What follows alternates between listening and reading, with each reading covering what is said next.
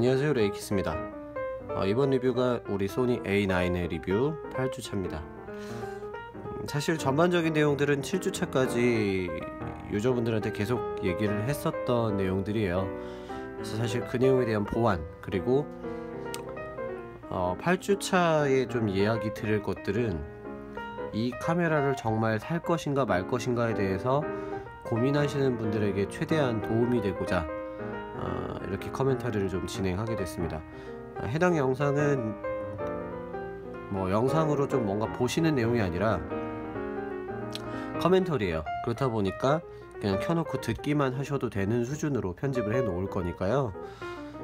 사무실에서 들으시든 집에서 들으시든 그냥 음성을 배경에 깔아놓고 그냥 들으시면 될 것 같아요. 영상적으로 뭔가 많이 하는 것들은 없습니다. 그래도 자막이라던가 몇 가지는 좀 해놓겠지만 그렇게 보시면 될 것 같아요. 일단 이 제품은 세 가지의 구매군으로 보면 돼요. 통상적으로 그냥 사진을 취미로 하시는 분들이 있을 거고요. 그리고 아빠, 엄마, 우리 아빠 사진가, 엄마 사진가 분들이 있을 거고, 세 번째, 전문적으로 이 사진을 업으로 하시는 직업군에 종사하시는 세 가지의 군이 있을 겁니다. 저 같은 경우에는 총 두 가지에 속해요. 취미로도 사진을 찍지만 직업적으로도 사진을 찍고 있고, 그렇다 보니까 이제 그 양쪽 사이드에 대해서 좀 이해를 하게 되는데 일단 A9이라는 기기 자체가 가격이 싼 가격은 아니에요. 상당히 비쌉니다. 일단 초기가로 얘기하게 되면 대략 500만원 근처의 큰 가격을 가지고 있고요. 시장에서 이제 통용되는 가격들이라는 게 있죠. 그래도 전반적으로 이제 카드깡을 하시는 유저들이 좀 많았던 것 같아요. 그것 때문이라도 좀 하나둘 보게 되는 것 같은데 가격이 좀 많이 다운이 됐죠. 그래서 지금 제가 생각하는 안정가는 한 450에서 470 정도 될 것 같은데 모르겠습니다. 어찌되었든 제품이라는 게 출시되고 일정 시간이 좀 지나면 가격이 살짝 다운이 되잖아요. 그리고 소니는 그 폭이 조금 더 빠른 쪽에 속하고 450이라고 하면 완전 땡큐죠. 근데 그게 어떻게 될지 모르니까 어찌되었든 그렇습니다. 그래서 이 제품을 구매하시는 세 개 군에 대해서 다 한번 얘기를 할게요. 일단 첫 번째, 취미로 우리 사진을 하시는 경우들이 가장 많은 군에 속할 겁니다. 이 리뷰에 타겟이 되는 곳들이 딱 두 가지예요. SLR 클럽이라던가 팝코넷이라던가 이제 사진 관련 커뮤니티들이 될 텐데, 물론 다른 곳들도 있겠지만 전반적으로 봤을 때 다들 취미를 하시는 분들은 생각보다 돈을 아끼질 않아요. 저도 그랬었고, 그렇다 보니까 모두 다 이제 구매를 하실 건데 걱정되는 건 이거죠. 내가 타사 유저일 때 그리고 내가 소니 유저일 때 두 가지로 또 나눠질 텐데, 일단 소니 유저라면 크게 걱정할 필요는 없을 거예요. 인터페이스가 조금 더 기존보다 깔끔하게 정돈이 되었기 때문에 쓰는데 무리가 없을 거고요. 그리고 우리가 알고 있는 시스템에서 좀 더 빨라지고 조금 더 좋아지고, 사실 조금이라기엔 더 폭이 더 많이 좋아졌죠. 말 그대로 넘버링이 9으로 넘어갈 만큼의 값어치는 하고 있으니까, 그래서 걱정은 없을 거고요. 타사 유저, 대표적으로는 사실 소니 입장에서는 캐논입니다.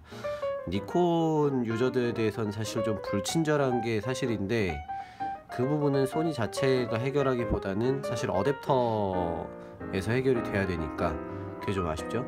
어찌됐든 소니 같은 경우에는 캐논과 좀 밀접한 관계가 있습니다. 방금 얘기했지만 어댑터 때문에 그래요. 메타본즈라던가 시그마에서 나오는 이제 MC11과 같은 어댑터를 사용하시게 되면 캐논 렌즈들을 꽤 네이티브한 느낌으로 소니 E마운트 렌즈와 결합을 해서 사용을 할 수 있어요. 실제적으로 사용했을 때 아무래도 MC11이 가격이 좀 더 저렴하고 성능도 좋고 하니까 사용하시기 상당히 편하실 거고요. 그리고 메타본즈가 그래도 가장 쾌적한 결과물들을 보여주긴 할 겁니다.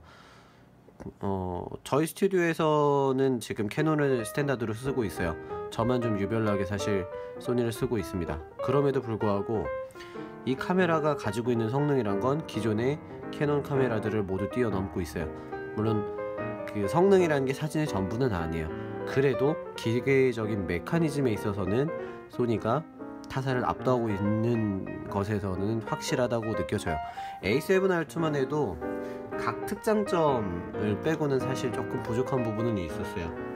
뭐 예를 들어서 버퍼라던가 여러가지 속도라던가, 그리고 뭐 메모리 카드가 하나만 들어가는 것들, 그런 것들이 있었지만 A7R2와 달리, A7S2와 달리 A9의 경우에는 배터리도 꽤 봐줄 만큼 증가를 했고요. 그리고 메모리 카드 슬롯도 듀얼로 바뀌었고, 이면 조사형 센서이기 때문에 이미지 퀄리티 부분, 그리고 감도 부분에 있어서도 상당히 좋아진 것도 사실이고, 그리고 전자식 셔터를 채용하면서 블랙아웃 부분도 해소가 됐죠. 그리고 연사가 20연사까지 들어가다 보니까 이 전반적인 셔터 찬스 부분에 있어서도 많은 증대가 있어요. 20연사로 촬영을 하고 이걸 GIF로 만들어 보면 다른 타사바디랑은 달라요. 정말 매끄럽게 들어가거든요. 그런 점은 정말 무시할 수 없는 성능이 아닐까 싶습니다. 그래서 이 카메라는 전반적으로 너무나 뛰어나요. 그래서 타사 유저들이 워낙 갈팡질팡들 많이 하시고 있고, 뭐 가장 쉽게는 아무래도 소니 스토어라던가 여러가지 뭐 렌탈 기회를 통해서 한 번 정도 써보시면 알게 될 거고요. 구매를 생각하신다면 취미 유저한테는 헤비한 영역이지만 한 번 정도는 도전해 볼 만한 그런 카메라가 될 거예요. 사실 A7R2나 A7S2 같은 경우에는 제약사항이 그래도 있었으니까 그래도 한 번 정도만 더 고려해 보시라 하겠는데, 얘는 크게 고민 안 하시고 뭐 금액적인 부분만 여유가 좀 있다고 하시면 바로 한 번 정도 질러봐도 나쁘지 않을 정도입니다. 그리고 아빠 엄마, 우리 아빠 엄마 사진가분들, 아이를 담겠다 라는 것들이 사실 주가 돼요.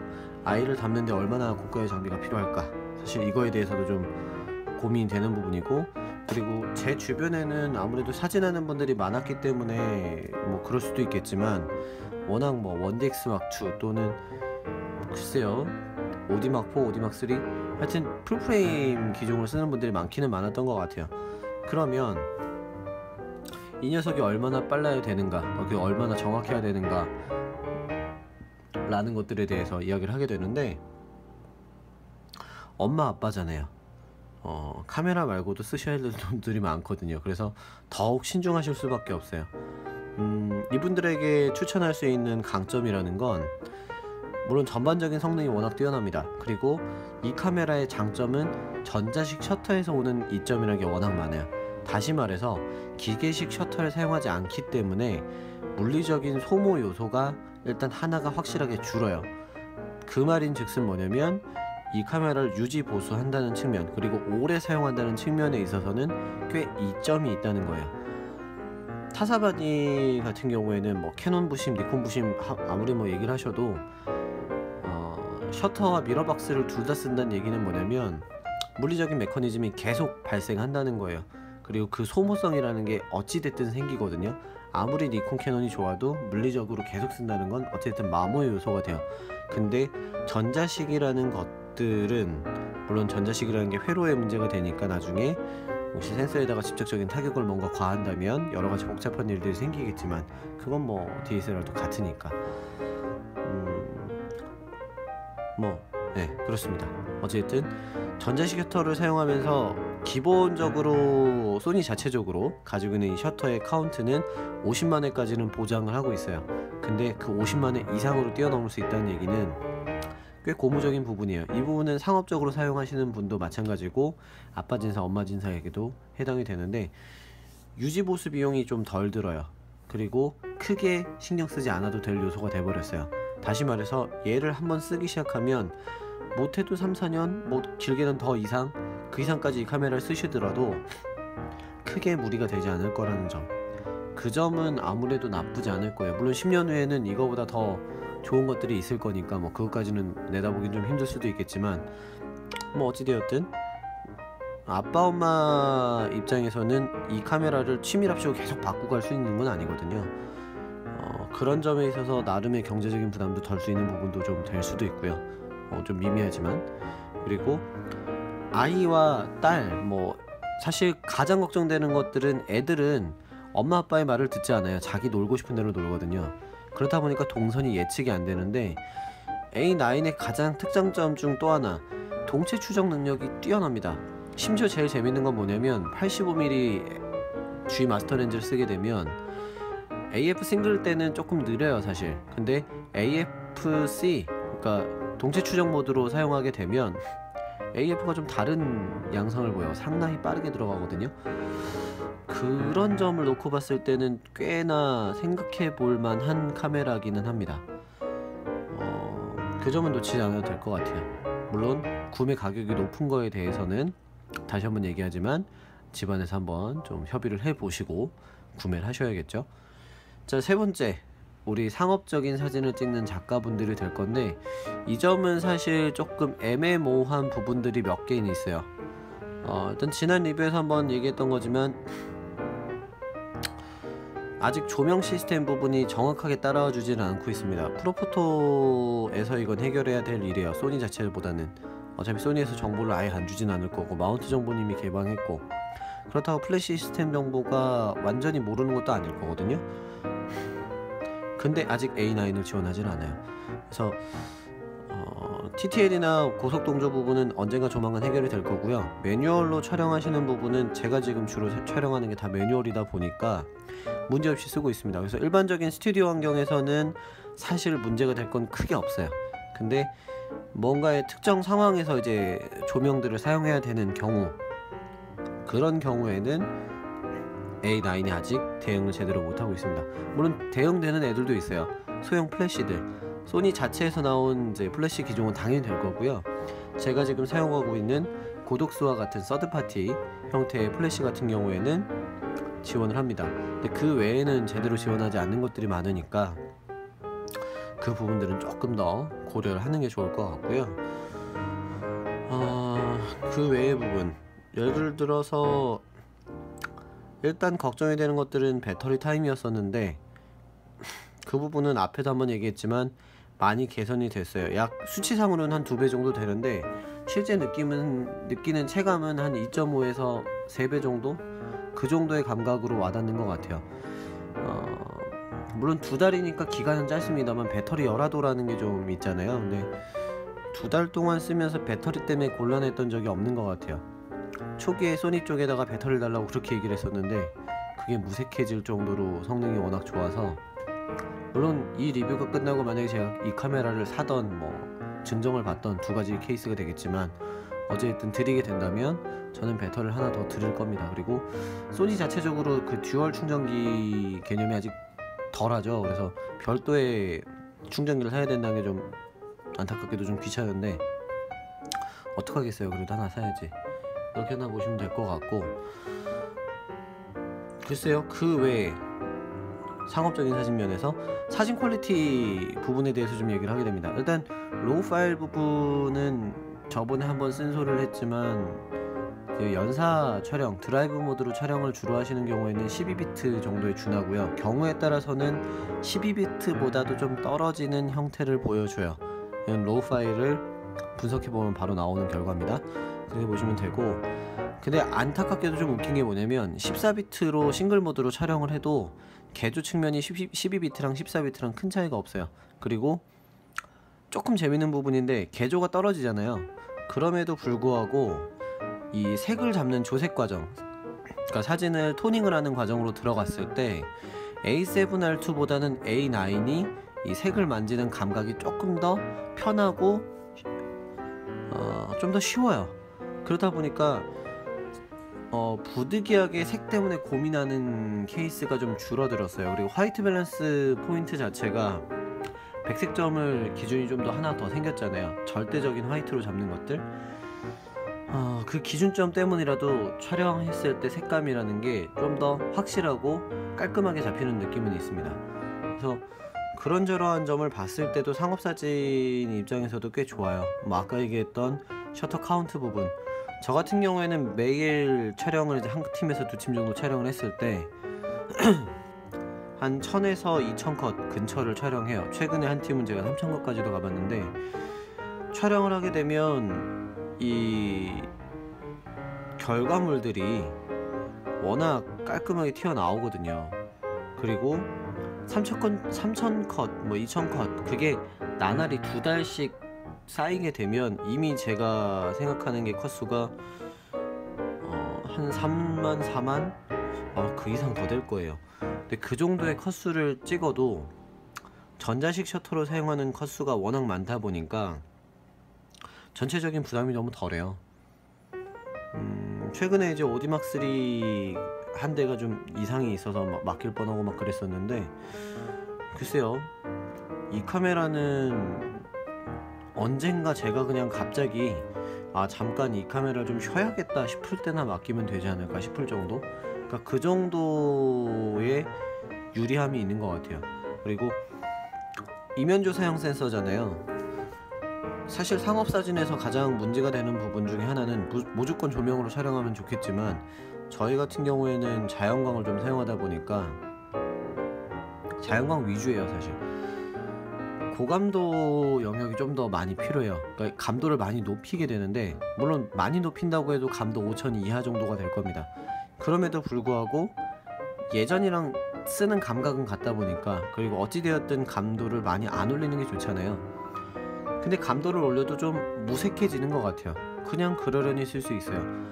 업무용 사진들은 감도를 사실 많이 제약해서 쓰고 있습니다. 근데 제가 취미로 찍거나 뭔가 별도의 작업을 필요할 때는 그냥 감도를 5000으로 놓고 최대는 한 12800?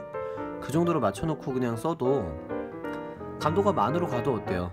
생각보다 깔끔하게 나와요. 그리고 일상적인 사진을 찍는 범위 내에서는 무리가 없을 정도예요. 물론 납품용 사진에서는 사실 그걸 하기엔 아직은 위험합니다. A7 시리즈로 넘어와도 조금 위험할 때가 있거든요, 감도 많은. 근데 A9까지 오면서 보면 A7 때랑은 또 다른 수준의 센서 튜닝 또는 이미지 프로세서 튜닝이 됐다고 보여져요. 퀄리티라기보다는 전체적인 이미지의 정갈함이라는 게 기존보다 더 따라와 준다는 느낌은 있어요. 이 점은 굳이 부인 안 해도 될 정도? 물론 상업사진 하시는 분들은 아까 얘기했던 거랑 마찬가지입니다. 타사 마운트를 쓰시는 분들이 워낙 많아요. 저희 스튜디오도 저 빼고는 다 캐논이니까. 그렇다 보니까 좀 고민들을 많이 하실 거예요. 근데 한번 과감하게 넘어올 만은 하다는 것도 확실한 입장이 될 것 같아요. 심지어 제가 2달 동안 촬영하면서 실제 납품이 이루어진 팀도 있고, 사실 납품이 다 이루어졌지만 실제 웨딩을 이미 하신 팀들이 몇 팀들이 더 되시거든요. 근데 그런 분들이 나가도록 한 번도 이 카메라의 색감이라던가 이 카메라를 사용하면서 바디가 작잖아요. 작다 보니까 뭔가 무시를 한다거나 뭐 그런 얘기도 거의 못 들었고, 오히려 좀 많이 궁금해하고 이 카메라의 편의성에 대해서 많은 분들이 꽤 좋아했던 것 같아요.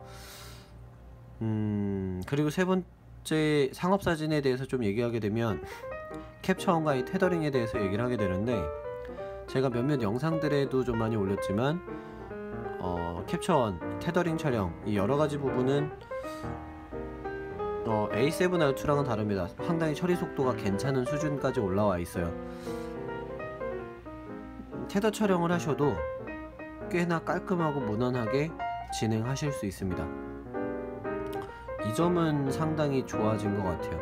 A7R2는 제가 심지어 테더 촬영하면서 짜증이 나서 타 브랜드로 한번 넘어갔던 일이 있지만 이제는 굳이 그럴 필요가 없을 정도?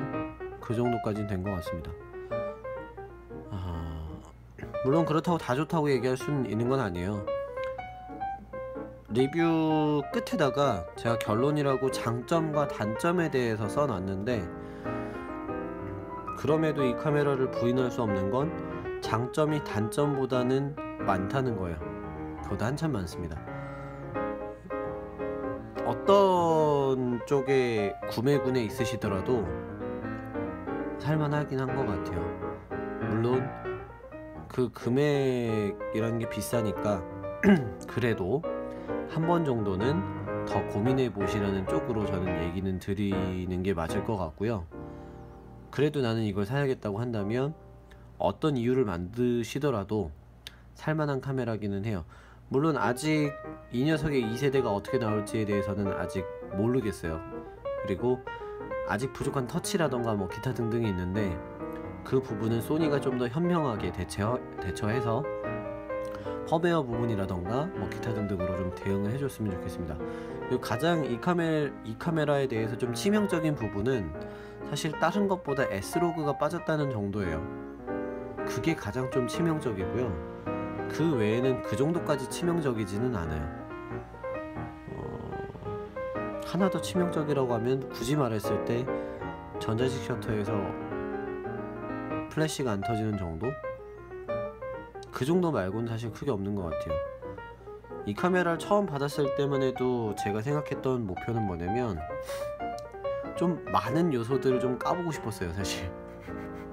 소니는 좀 싫어했겠지만. 근데 그럴 요소가 진행하면 진행할수록 커버가 되는 것들이 있고, 그리고 물론 제가 이렇게 좋다 저렇게 좋다 해도 어차피 싫어하는 요소라는 것, 또는 그래도 좀 더 개선했으면 하는 요소라는 건 다 발견될 거예요. 그리고 그 점은 여러 가지가 더 있을 거고요. 근데 그렇다고 해서 이 카메라를 싫어하기에는 좋은 것들이 많다는 거죠. 그 정도로 생각해 주시면 될 것 같습니다. 그래서 이번 이 카메라에 대한 리뷰는 이 정도로 정리가 되고요. 다음에 리뷰 영상들은 이게 뭐 마지막이니까 더 올릴 리는 없겠죠. 혹시나 이 영상들 또는 이 리뷰를 보시고 다음에 질문을 주시게 되면 그 내용들에 대해서는 하나 둘씩 다 답변을 달아드리는 쪽으로 진행을 하도록 하겠습니다. 8주 동안 뭐 긴 리뷰 또는 짧다면 짧은 리뷰 봐주시느라 고생하셨고, 여러분들이 이 카메라를 구매하시는데 많은 도움이 됐으면 좋겠습니다. 감사합니다.